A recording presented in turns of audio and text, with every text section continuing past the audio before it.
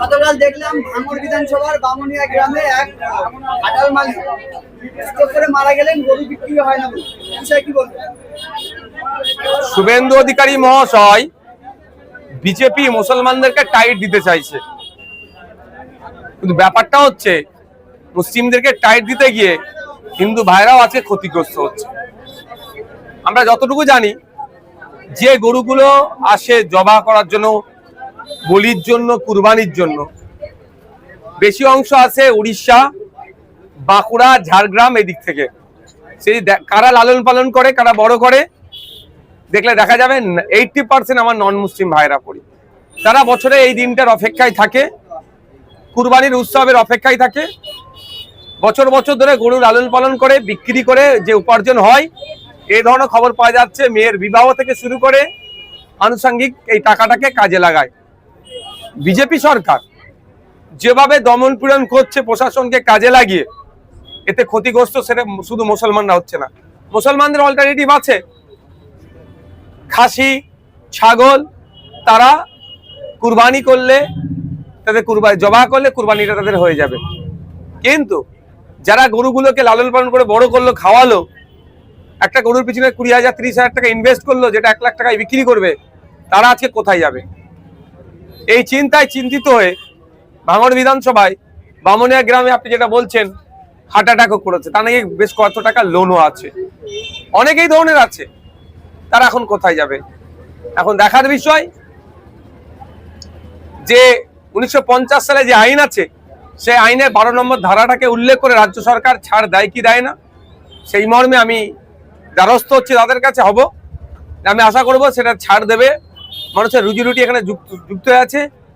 প্রায় 2 থেকে 250 কোটি টাকার একটা আরো উপরে হবে একটা বিজনেস, যার 70% কিন্তু কন্ট্রোল করতো আমার হিন্দু সমাজের ভাইরা। আজ তারা এখানে আক্রান্ত হচ্ছে, তারা ব্যবসায়িকভাবে লসে রান করছে। ভাইজান, এই বিষয়ে আপনাকে নিয়ে যারা বিরোধী করে তারা বলছে বিধানসভায় আওয়াজ তুলছে না কেন? এদের জন্য কি বলবেন? ধরুন, বিধানসভা রীতিনীতি কিছু আছে। যেদিন বিধানসভায় এগ্রিকালচার নিয়ে আলোচনার টাইম দেওয়া থাকবে, সেদিন নিশ্চিতভাবে লেদার কমপ্লেক্সের শ্রমিকদের নিয়ে আলোচনা করা যায় না, সেদিন এগ্রিকালচার নিয়ে আলোচনা করতে হবে। যেদিনকে স্কুল এডুকেশন বা হায়ার এডুকেশনের উপর আলোচনার ডেট থাকবে, সেই দিনকে আমি মৎস্য চাষীদের নিয়ে আলোচনা করা যায় না। বিধানসভা শুরু হলো কবে? একদিন হলো শপথ, দ্বিতীয় দিন হলো স্পিকার নির্বাচনের ধন্যবাদ জ্ঞাপন। তাও স্পিকার নির্বাচনে ধন্যবাদ জ্ঞাপনে ধর্মস্থান আক্রান্ত হচ্ছে, সে কথা বলেছি। আগের মাস, সামনে মাসের সম্ভবত 18 তারিখ থেকে শুরু হবে বিধানসভা, তখন আমার পারফরমেন্স দেখতে পাবেন। আর সব থেকে বড় কথা হচ্ছে লাইভ চলবে।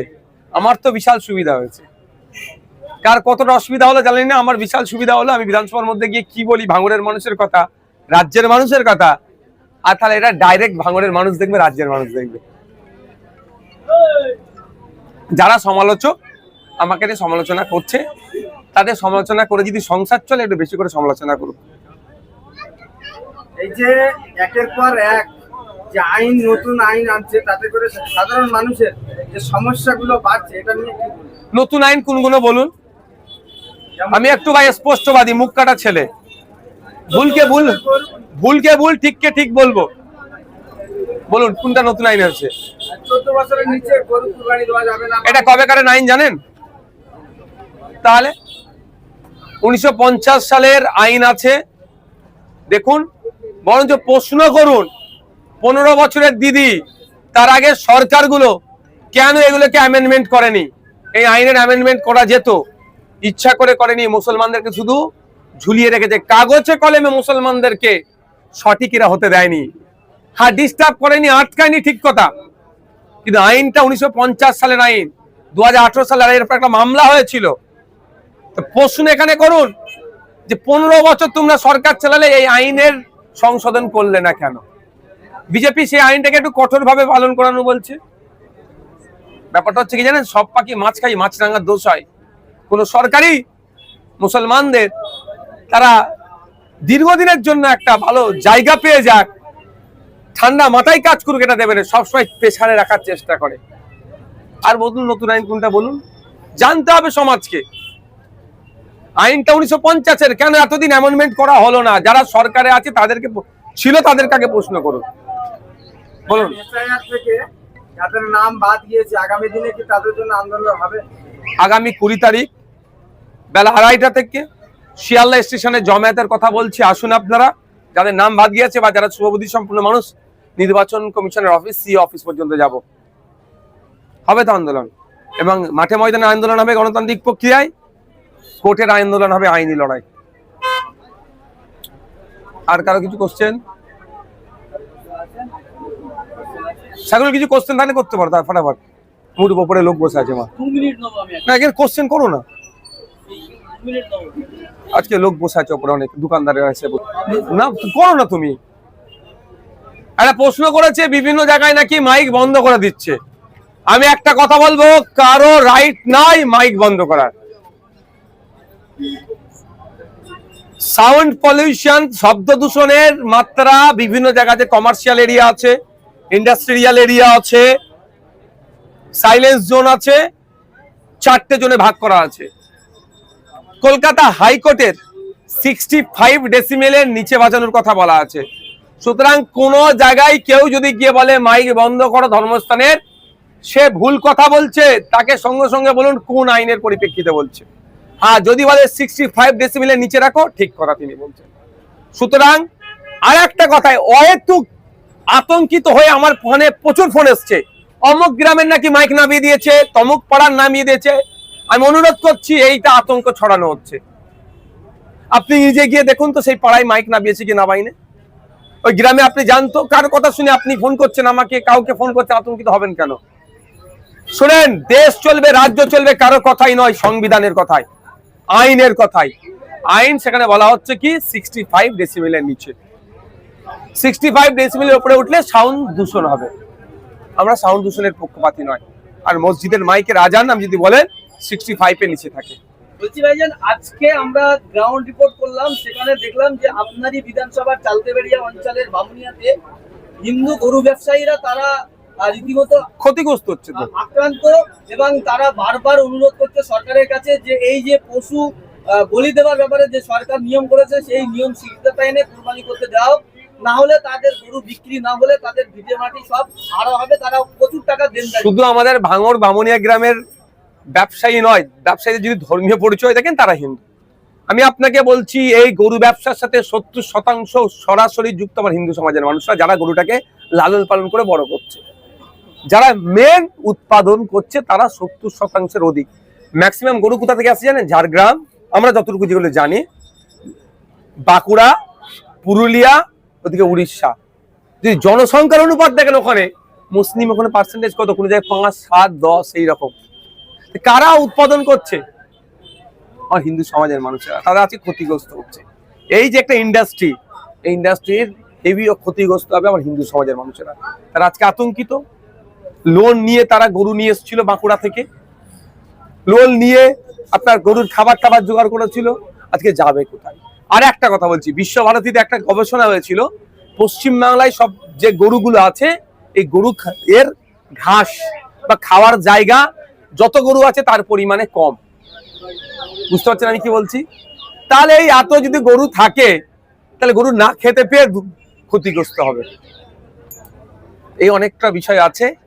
তো এখন সরকারের কে আমি অনুরোধ আমিও করব, যে যে অ্যাক্ট আছে 1950 সালের, সেখানে 12 নম্বর পয়েন্টে বলা আছে সরকারের একটা রাইট দেওয়া আছে, রিলিজিয়াস পারপাসে সরকার চাইলে ছাড় দিতে পারে। আমি সরকারের কাছে অনুরোধ করব, একদিকে যেমন হিন্দু ভাইরা ক্ষতিগ্রস্ত হচ্ছে, অপরদিকে মুসলমান ভাইদের যদি গরু কুরবানি না দেয়, তার পরিবর্তে অল্টারনেটিভ ব্যবস্থা আছে, যে পারবে না এরকম ব্যাপার নয়, তারপরেও যারা কিনে ফেলেছে বা যারা এখন কি করবে এই দ্বিধাগ্রস্তর মধ্যে আছে, তাদের কথা মাথায় রেখে 12 নম্বর সেকশনটাকে আপনি, আপনার ক্ষমতা আছে, সরকারের ক্ষমতা, সেটা দিয়ে আপনি সেটাকে এক্সারসাইজ করুন। এই আমার হিন্দু গরু ব্যবসায়ী থেকে শুরু করে মুসলিম যারা কুরবানি দিতে চাইছে আতঙ্কিত, তাদেরকে আতঙ্ক মুক্ত করুন। এই বিষয়টাকে নিয়ে বিধানসভায় কি উত্থাপন করবেন? ভাই, বিধানসভায় পরে হবে 18ই জুন, অবশ্য তখন চর্চা হবে, তার মধ্যে কুরবানি হয়ে যাবে। তারা তো শেষ পরিণতি মৃত্যুকে বেছে নিতে চাইছে, আর কোনো রাস্তা বলছে না। আমাদেরকে বিষ দাও, তাহলে আমাদের না, আমি ওটা বলবো না। আমি বারবার অনুরোধ করব যে ওই পথটা অবলম্বন করবেন না। নিশ্চিতভাবে সরকার, শুভেন্দু বাবু তো বলেছেন হিন্দু হিন্দু ভাই ভাই স্লোগান দেয়, অন্তত মুসলমানদের কথা বাদ দিয়ে হিন্দু ভাইদের কথা ভাবে এবারে ওই 12 নম্বর সেকশনটাকে ইউটিলাইজ করুন। আরেকটা বিষয়, আজকে পার্ক সার্কাসে দেখা গেল যে কিছু মানুষজন তারা আন্দোলন করছিলেন। তাদের দাবি ছিল যে যেভাবে সরকার বুলডোজার চালাচ্ছে বিভিন্ন জায়গায়, এই পশু কুরবানিতে সে যে কঠিন আইন নিয়ে এসছে, এই সমস্ত বিষয় নিয়ে তারা আন্দোলন করছিলেন। সেখানে পুলিশ মহিলাদের উপরে লাঠিচার্জ করেছে। দেখুন, প্রোটেস্ট আমার ডেমোক্রেটিক রাইট, আমি প্রোটেস্ট করবই। গণতন্ত্রের পরিসরে আমি আর এই রাইট আছে। নির্বিচারে শান্তিপূর্ণ প্রতিবাদ মিছিলে যে আক্রমণ হয়েছে, পুলিশি আক্রমণ, ধিক্কার নিন্দা জানাচ্ছি। তবে যেগুলো চালানোর চেষ্টা হচ্ছে, প্রশাসনকে কিন্তু জবাব দিতে হবে। পার্ক সার্কাস শুধু তাই নয়, তপসিয়াতে অবৈধ পন্থা অবলম্বন করে বুল্ডোজার চলেছিল, আইনি ধাক্কা খেয়েছে। পার্ক সার্কাসে যেটা হয়েছে, আইনি ধাক্কা আগামী দিনে খাবে। এই যে একটা সম্প্রদায়কে রীতিমতো টার্গেট করা হচ্ছে নতুন সরকার আসার পরে বিভিন্ন জায়গায়, যেখানে একেবারে মুসলিম নাম শুনলেই বা মুসলিমদের দেখলেই একটা তীর্যক ভাবে কাজ করছে প্রশাসন, এরকম অভিযোগ উঠছে। যে প্রশাসন তার গাইডলাইনের বাইরে কাজ করছে, সেই প্রশাসনের বিরুদ্ধে তার ঊর্ধ্বতন যে কর্তৃপক্ষ আছে তাকে অভিযোগ করা হোক। অভিযোগের করে কপিটা আমাদের কাছে প্রয়োজনে পাঠাতে পারবে। সেটা প্রশাসন যদি তার বিরুদ্ধে ডিপার্টমেন্টাল কোয়ারিজ না শুরু করে, আমরা সেখানে তার বিরুদ্ধে আইনত ব্যবস্থা নেব। আমরা ভুলে যাচ্ছি না, আবু সিদ্দিক হালদার প্রশাসনের মধ্যে থেকে তাকে পিটিয়ে মেরেছে যে পুলিশ অফিসার, তৃণমূলের আমলে কিন্তু তার বিচার হয়নি। আমরা আইনি লড়াই করছি। মুসলিম সমাজের বেশ কিছু ব্যক্তি দাবি করছেন যে গরু আমরা কুরবানি দেবো না, কিন্তু গরু আর মোষকে দেশের জাতীয় পশু হিসেবে স্বীকৃতি দিতে হবে। এটা আপনি কেমন চোখে দেখছেন? তাদের ব্যক্তিগত ব্যাপার, সে কিভাবে দেখছে না দেখছে।